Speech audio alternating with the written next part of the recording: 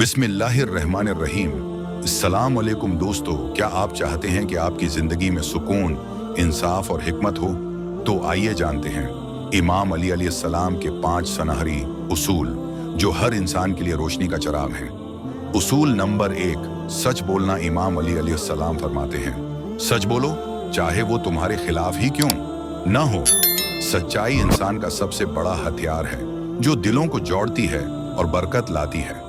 उसूल नंबर 2, हक का साथ दें। इमाम अली अलैहिस्सलाम फरमाते हैं, जुल्म के खिलाफ आवाज बुलंद करो वरना तुम भी उसमें शरीक समझे जाओगे।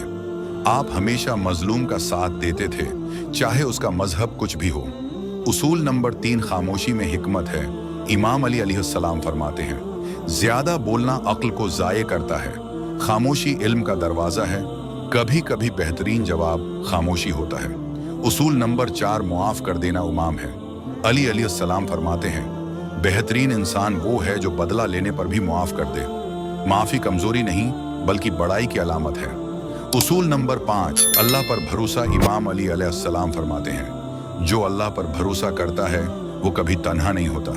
मुश्किल वक्त में अल्लाह पर यकीन रखना सबसे बड़ा सहारा है। हकीकी वाकया, इमाम अली का अदल। एक बार इमाम अली के सामने एक यहूदी और एक मुसलमान का मुकदमा आया।